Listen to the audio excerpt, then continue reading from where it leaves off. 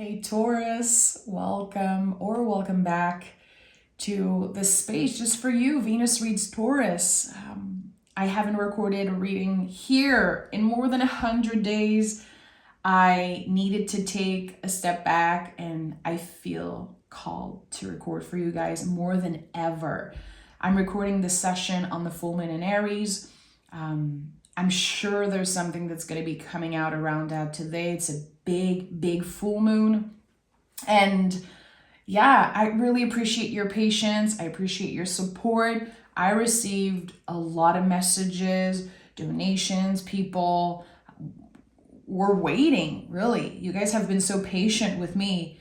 And some of you know that, of course, you can find me on the Birth of Venus Tarot here on YouTube. I record there all the time. But yeah, I created this space just for the Taurus Collective, and I'm back.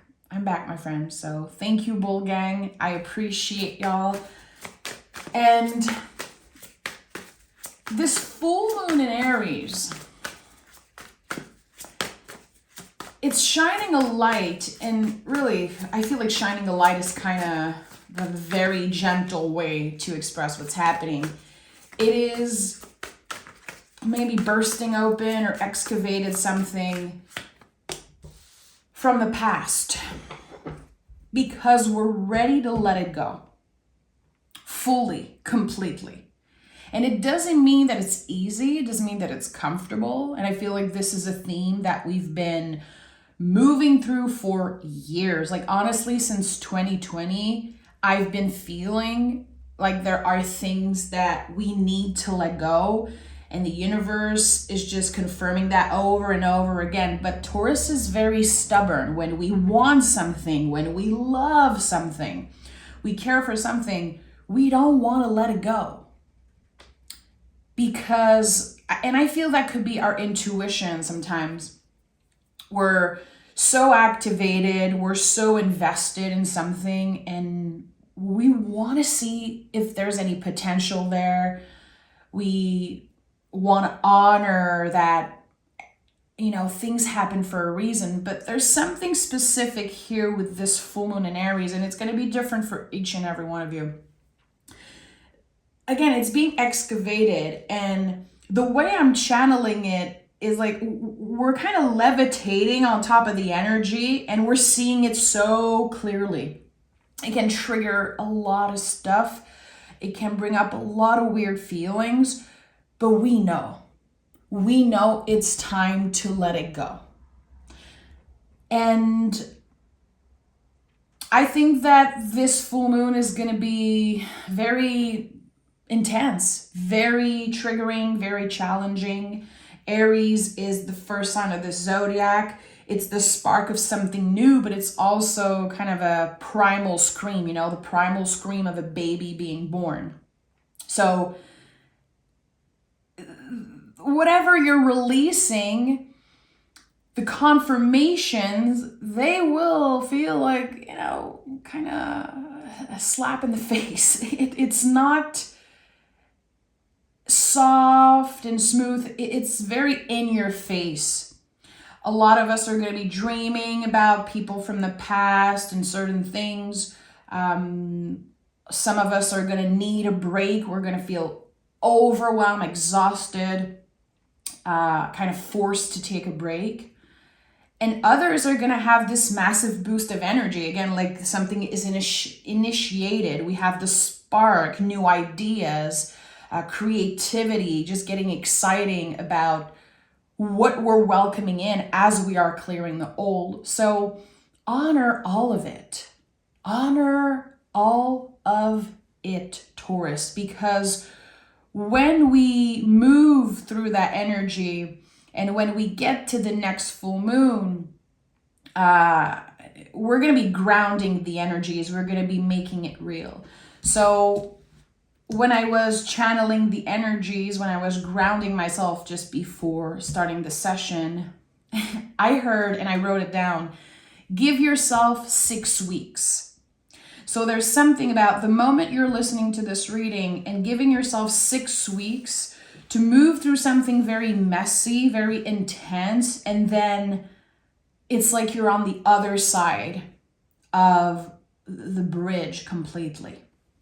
So the things that were very hard to let go of, now it seems like in 6 weeks, there's this brand new energy around it, a new perspective, definitely, and new sensations, like different sensations. Okay, let me start the tarot reading. 10 of Cups and Hierophant. Are you serious? So there's something about the full moon in Taurus, and I don't know exactly what date this is going to be, but we have 10, which is full on completion, full moon energy, and then Hierophant, which is Taurus.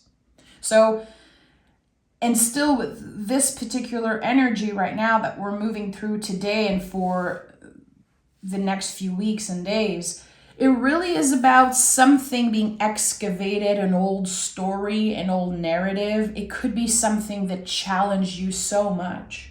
It could be connected to regrets. It could be connected to love also. Maybe I'm hearing you don't choose who you love. So take this how it resonates. And it doesn't have to be about romance, but there's definitely a chapter that ends. So 10 of Cups invites us to honor the beauty of what happened and what is really, what we're letting go of. There is beauty there, and we are invited to maybe journal about it, talk about it, think about it. Because again, as we're letting go of that, we're going to be moving through some type of grief. You know, there's going to be a lot of changes, internal and external, connected to that. But at the end of the day, again, the beauty, it deserves to be honored.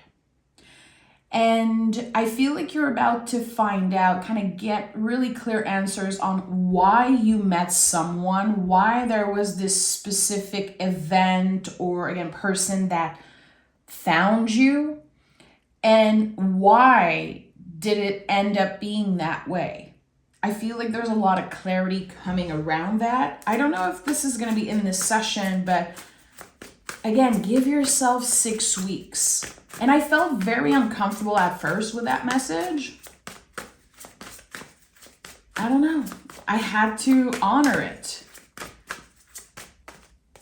Okay, the Hangman, the Ace of Cups, and the Five of Pentacles. So we already have 2 5s here and 2 energies that speaks of ending and clearing. Having a different perspective here with the Hangman. We understand why something happened. Is it comfortable? Not necessarily, but it's definitely illuminating. Again, I keep going back to this essence of we're levitating and we're able to see, to have this different perspective because we're kind of disconnected at the moment from either that person or that event. There's still grief, there's still a heaviness, but you can feel there's an Ace of Cups waiting for you. You can feel it intuitively that there is something opening for you. It's like energetically there is a door and you don't know what's waiting behind that door, but you can feel it. You can feel it call you and pulling you in. You could have been saying things like, I know change is coming. Or there could be so much doubt and just so much questions around what's the next big step for me. With the Hierophant here and the Five of Pentacles, there's something about perfectionism and also being goal driven. Like maybe in the past, you were constantly driven by those big goals. And now things are different. You might not have the big goal. You might not know exactly where you're going. And there's a lot of uncertainty with all this water energy. But the uncertainty really fuels the earth energy of Taurus. We have 2 Taurus cards. And with the Five of Pentacles, there's always the invitation to delegate and seek help. That if we get vulnerable and we go and ask help, whatever is waiting here behind the stained glass, it could be a new spiritual practice. It could be your faith leveling up, the faith that everything will be okay for you. It's not because right now things are challenging that there's something wrong with you. And that's something that comes up a lot when I see the Hierophant and also the Five of Pentacles. What is difficult for you is not what's wrong with you. Sometimes we truly believe, and again, Hierophant is connected to old beliefs. Sometimes we really feel like if I'm challenged by that specific theme constantly in my life, is it love? Is it money? Is it relationship? Is it your spirituality? Whatever it is, we start believing that it's something that's wrong with us. What's challenging for you is not what's wrong about you. So there's something that's changing here. We are embracing parts of ourselves that were so hard to accept and love. And I feel like loving ourselves is a practice. A lot of folks talk about self-love, and we all have different ways of moving with that and growing around that self-love. My personal opinion is that we don't have to love every part of ourselves. But I think it is essential to actively work on asking more questions and getting curious about the parts that we don't like and the parts that we like. It's not about forcing ourselves into self-love. I think it's about understanding that it's constantly going to be challenging, and that, again, we're not forced, we're not necessarily supposed to love everything about ourselves. I feel like this energy of obsession over self-love, a lot of big corporations are benefiting from that, from you not liking yourself, from you believing that you need to start loving every part of yourself. It's okay. It's okay sometimes to say, I regret this. I've done myself wrong. I've done that thing that I'm not so proud of. I don't like this thing about myself. I don't like this pattern that I'm stuck in. But to not blame who we are, to show ourselves a little bit more compassion. And this full moon in Aries and this energy of rebirth, birth also, the primal scream of a newborn, as I said, to remember that we were once a little kid. And also that helps me so much when I'm working on forgiving myself and other people, to remember that they were once a kid too. And this Aries full moon, it reminds me of that so much. Personally, in a time in my life where I was trying to forgive my caretakers for a lot of stuff, I worked with that energy. And I still, to this day, I have pictures of both my parents as little kids, in my wallet, in my journal, on my fridge. It's a constant reminder that at the end of the day, we all have this pure energy. We all have this inner kiddo, this inner light. And not everyone is working on reclaiming that. Not everyone is ready to honor that and do the work. But it still exists. It still exists within each and every one of us. So yeah, Star card is here. Oh, Magician at the heart of this reading, and the Chariot card. So it's interesting. Again, we're working with the moon a lot right now, and the Chariot is connected to the moon. We have the Star. So forgiveness and self-forgiveness, and also just this moving on, this clearing, this letting go, it really is about us finding peace, about healing. The Star card is the deepest healing energy in the tarot. It's like Mary Poppins. It show up when we need it the most. It does its job, and then it leaves. And eventually, we'll see this card show up again. But it's very magical when I see this in a reading. I always feel kind of this magical energy when I pick this card. And there's 1 foot on the ground and 1 foot in the water. So again, this kind of duality and this collaboration also between water and earth is super important. So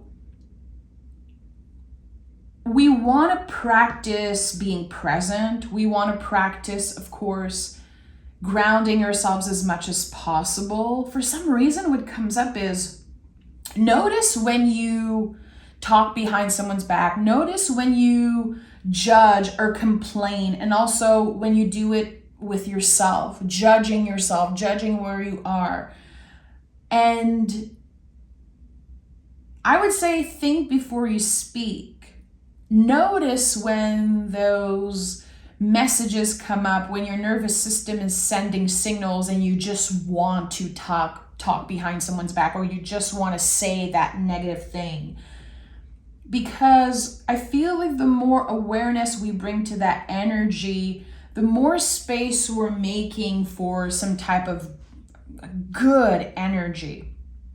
And I'm sensing it energetically and I'm seeing it as the Ace of Cups. It's like big and juicy and so full of joy and sweetness, but we need to make space for it.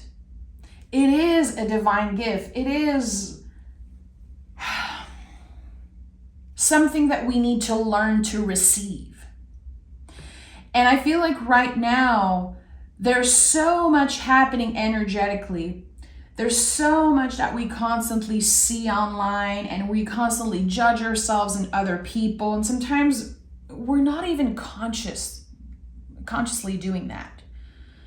But where we're able to take a step back and again, having a broader perspective, a different perspective around how we use our words, how we manifest things and create stuff in our life just because we constantly repeat the same type of stuff. The magician is here, and I think whatever you're able to say can become real. There's something about energy transforming into matter, a wish becoming true, something that you constantly say, I want to find love. I am love. I want abundance. I want to be healthy. I want more money. All of that is valid, but I feel like we're invited to get clear on our intentions. Again, it feels like there's the kind of the lack of like a goal. There's no bigger goals right now. I think it really is about taking each day as it comes and to be very careful with what we say, the words that we use. You know, Hierophant is the throat chakra. It is connected to how we speak, how we use our power, how we use our magic, and remembering that words are spells. So there's something here that you are creating, you are bringing into reality. It's an energy that's transmuting. And I do feel like this full moon in Aries is the final completion before we receive this Ace of Cups. The Chariot card is here, which is confirming that we have outgrown something. It doesn't mean that we don't love it. Again, we are invited to honor, to see the beauty, to actively honor some of the beauty that came out of a very difficult situation. But we have outgrown it. This is not going to get us anywhere. Same for the negative self-talk. Same for,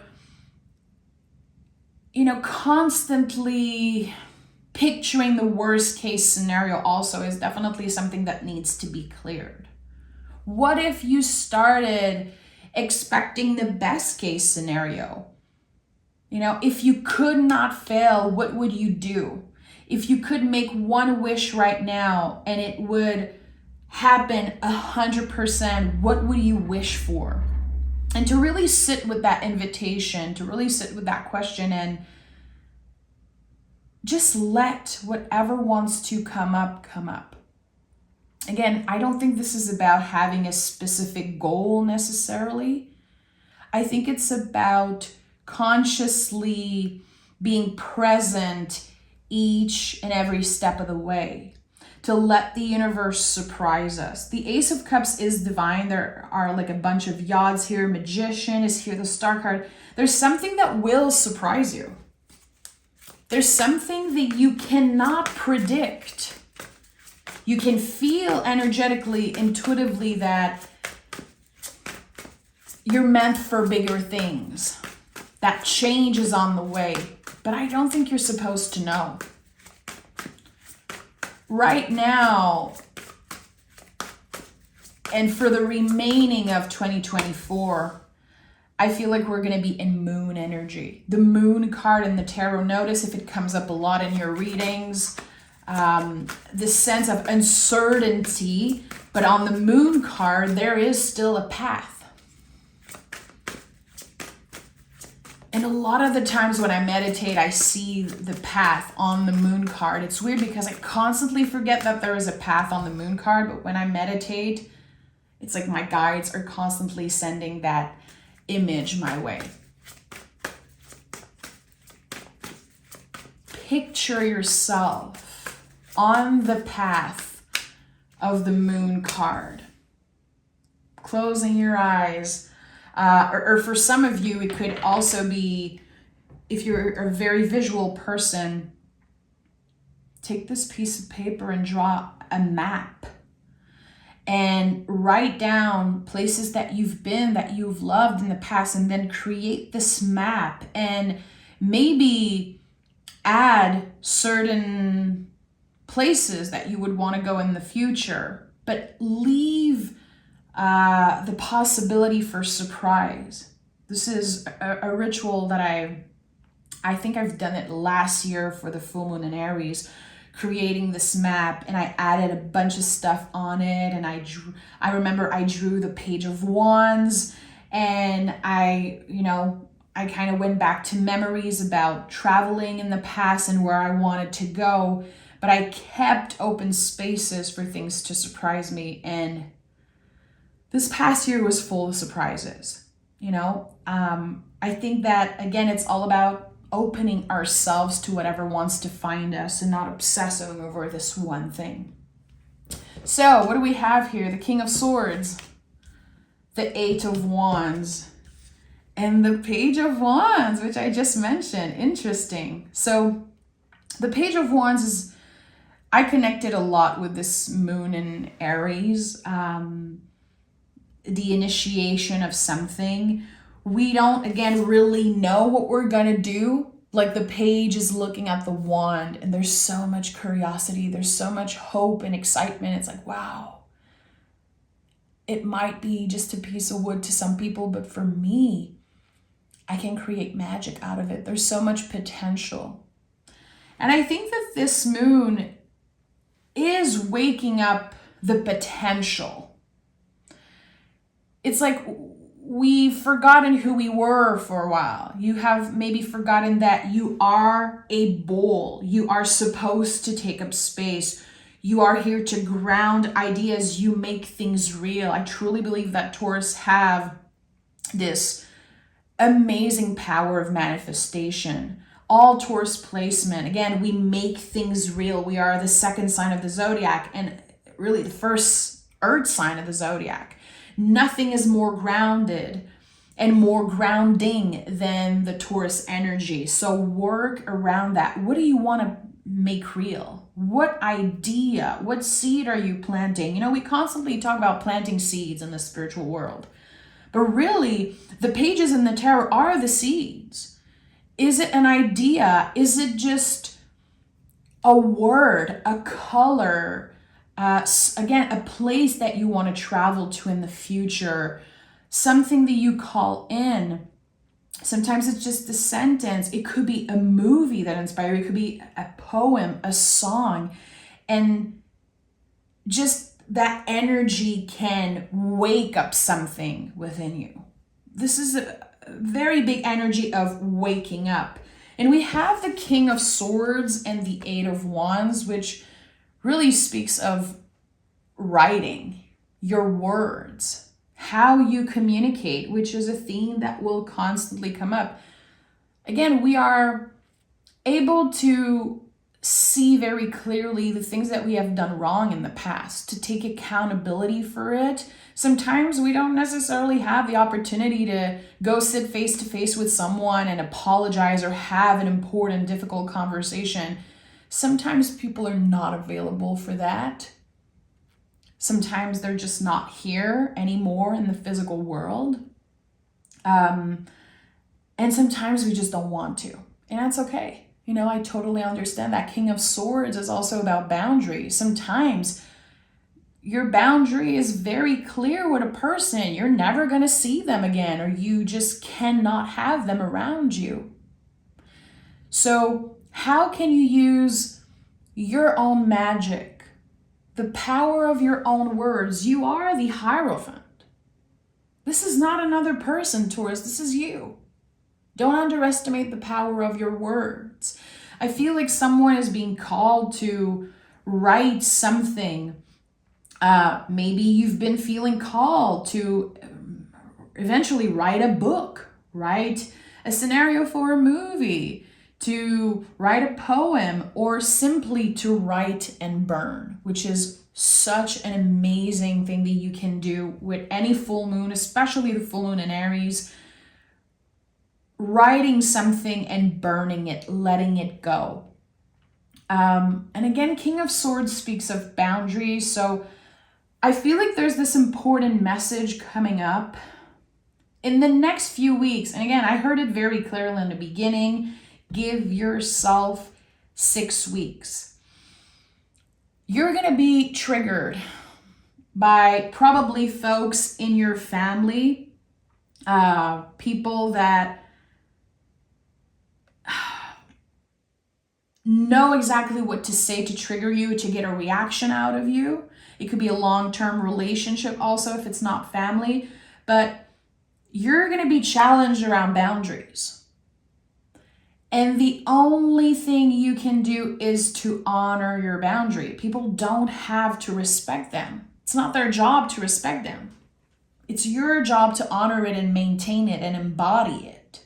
So either you need a little check-in around your boundaries with certain folks, but again, I feel like, and this is not a warning, I don't believe in warnings with the tarot, it's a gentle invitation to notice how certain things feel, how certain words feel, and also how have you been giving access to people. There's certain folks in your life right now who don't deserve this 24/7 access. You know, and this is something I think a lot about. I'm very uncomfortable with the fact that I, let's say, have Messenger on Facebook, and I use Facebook just for my family, but there's this constant open space. Like, people can reach me anytime that they want. Sometimes it's through email, sometimes it's through social media. And, you know, a lot of you know my comments are closed on the Birth of Venus Tarot. Maybe today I'm going to close the comments here. I don't know. It really is about honoring my boundaries and how sometimes I don't have the energy to receive a bunch of comments.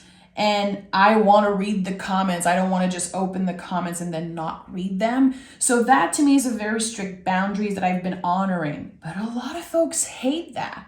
A lot of folks are mad at me literally on YouTube because my comments are closed. Is it my problem? No, it's not. My only job is to honor that boundary. If I know that my job is done well when I don't give access fully, well, I just know. And sometimes it changes. Sometimes we go through seasons when we need to recalibrate. We need to kind of reorganize our boundaries. And in order to do that, I think that we need to be tested by other people. It really is part of this process. So you will be tested through probably emails, direct messages, phone calls, text, around how much energy you give, how much you are available to receive and give, and just your level of energies and your energy levels in general are going to be tested and challenged in the next 6 weeks. It's all part of this bigger process. The Magician is at the heart of this reading, Taurus. As within, so without. There's going to be a lot of internal changes that are going to manifest some type of new reality. They might be manifesting this Ace of Cups, which is a new beginning of something that you love. Ace of Cups is always about love, but it's not always about romantic love. Sometimes it really is a new journey of self-discovery, or finally getting this job that you had no idea existed in the first place. There's this element of surprise to water energy always. We're learning to flow with it. And again, we let ourselves be surprised. And I think that a lot of folks don't like surprises, and I get that. But it really helps us remain hopeful when the universe surprises us in a positive way, in a magical way. It helps us cultivate hope for the future. And with the Star card, there's definitely this cultivating of hope. So in the next 6 weeks, I feel like it is essential for Taurus to either begin or come back to a meditation practice, a writing practice, and to be very, very conscientious of the words that you're using through writing and also, spoken words. And that is the foundation of this internal transformation. We're again working with boundaries, communication, and opening ourselves to the spark of something new. And then after the 6 weeks, something changes in the material world. So I think that is going to trigger a lot of our impatience, and when we're really looking for confirmation and gratification, we want to know exactly what's going to be happening. The goal here is to surrender. The goal here is to trust. Can you cultivate trust? Can you cultivate hope? Can you cultivate new healthy habits? You've already done that because the King of Swords is here. So I know I'm definitely speaking to people who tried meditation, who definitely tried journaling practices. There has been a lot in the past that you were challenged around when it comes to communication, your mind, your nervous system, your ego, your mental health. You're already in the position of the King of Swords and Hierophant. You're already a leader. You're already someone that people are inspired by. So a little recalibrating around that, to honor past mistakes, to honor where we have kind of given up on ourselves or on certain habits that were so good for us, without the need for, to obsess and really kind of stepping away from perfectionism here. We want to sense, we want to feel and flow with the energies. So Taurus, I'm going to pick one of the Moo Witch Oracle card, and I'm going to read the booklet because it's such a fabulous booklet. So I want to know what is trying to reach Taurus right now. What message is most important for Taurus right now in the present moment? Magic Wand. Focus your energy on one thing. Interesting. Okay, we're going to be I'm just gonna find this magic wand.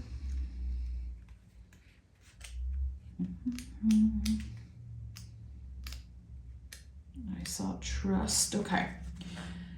Success comes in many ways, but most of the time success comes from a strong focus. It is no secret that society forces us to multitask. We are expected to do more and achieve more every day. But in reality, by going after too many things at the same time, we spread our energy too thin. As a result, we do not end up achieving much. Multitasking can slow you down. If you want to create a profound change in your life, choose one thing. Deeply focus all your attention on this one thing. You are a creative and passionate soul with brilliant ideas, but you cannot go after everything at once. In fact, you might not excel in any of them if you do not have the time and energy needed to master them. You can achieve anything you want in your life. You have limitless potential. Chase your dreams. Start by doing one project at a time and focusing all your attention and energy on it. Where focus goes, energy flows. Very interesting how this card is inviting us to focus on one thing. Again, I keep seeing this map, this ritual of a map that I did last year, and how it helped me visualize something. It also, again, kind of found me. So right now in the present moment, what do you know you should be focusing on? If you can give yourself a little break and let go of the non-essential, to be very honest with yourself and be like, okay, I know that I've been worrying about this thing, but it can wait. And to, I would say, check in with yourself. Again, meditation, journaling, just taking a deep breath and seeing in the body, like, what comes up for you? What is the first thing, the initial feeling?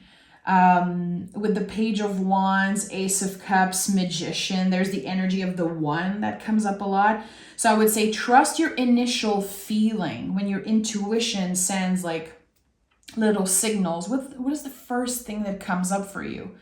And honor that, work around that. So I'm sending so much love, Taurus. Thank you for being here. Thank you for your magic. And I'll talk to you guys very, very soon. Happy full moon.